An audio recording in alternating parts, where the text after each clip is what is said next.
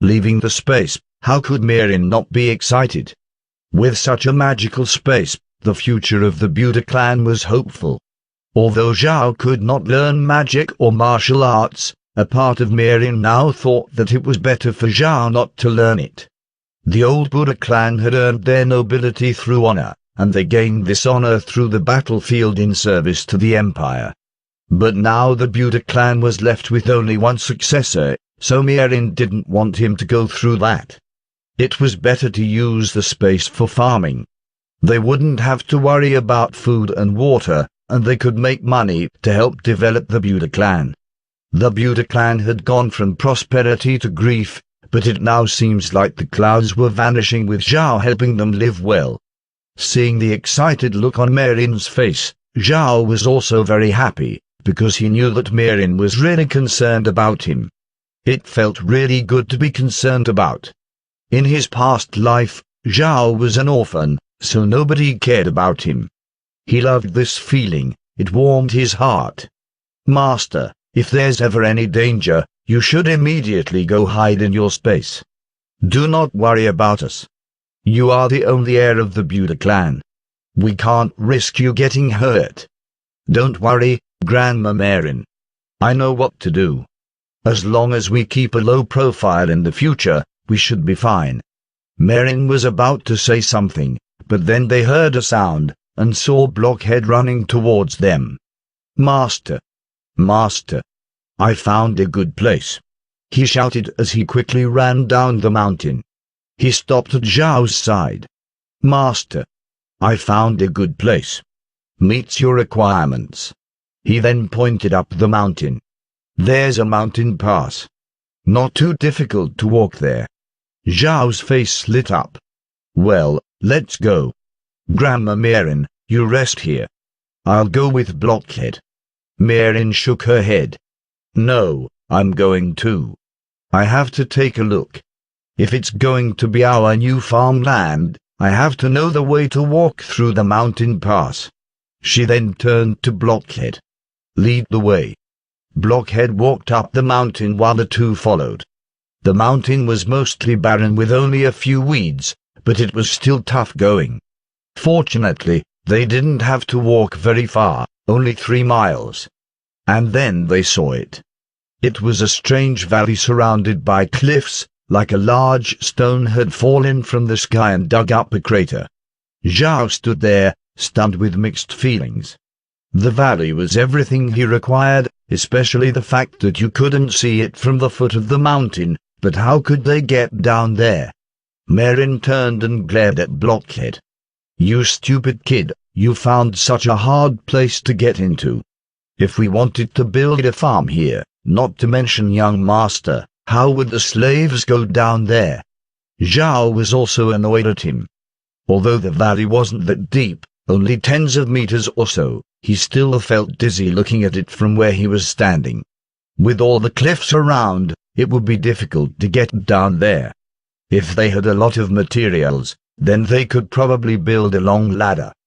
But unfortunately they didn't have enough materials to begin with, and it would be hard to build such a ladder with the wood on a mountain. Blockhead looked at the two and laughed.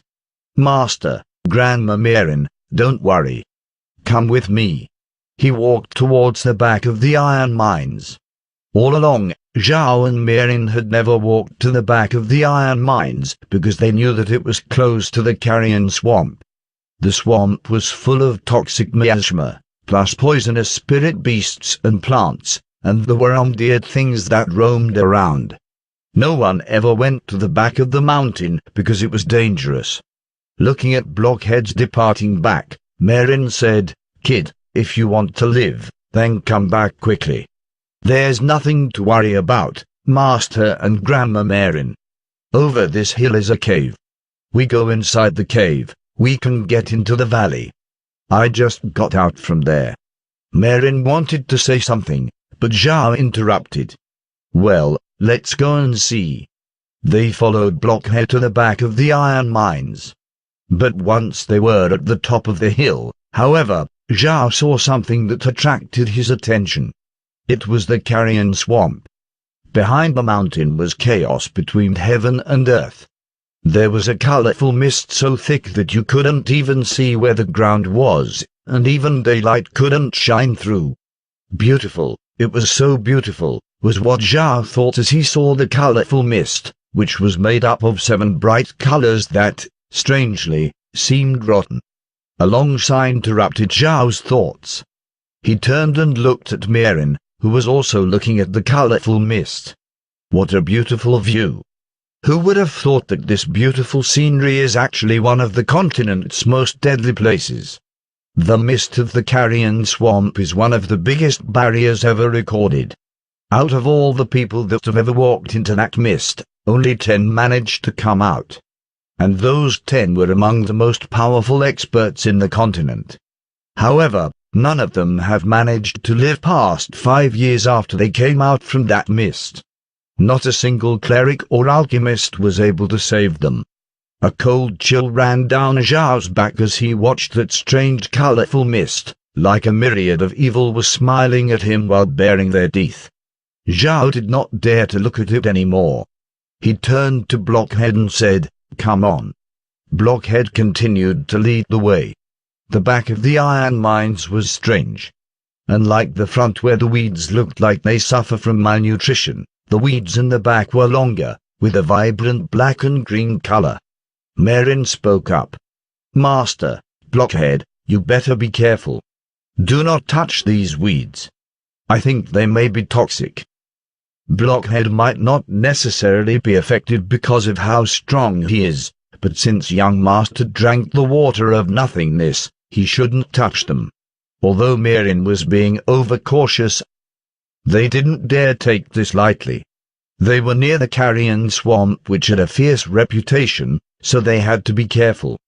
Carefully bypassing the weeds, and after following Blockhead for 500 meters, they saw a cave. The cave wasn't large, only about 2 meters high, and within the darkness they could hear the sound of water. Mirin went to the cave first, and in her hand she made a ball of light, allowing Zhao to see inside. This cave was also constructed by the dwarves.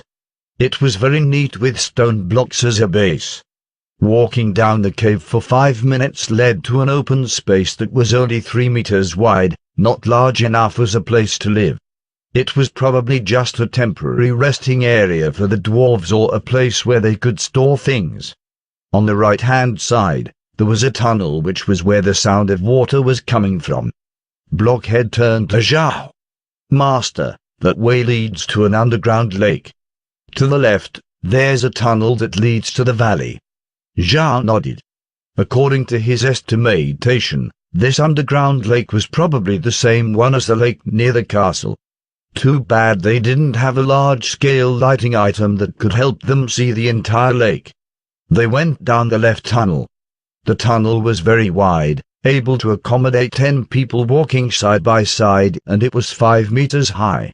The 3 walked for 10 minutes until suddenly they saw a light up ahead, prompting Mirin to extinguish her lighting spell. And then the 3 walked into the light.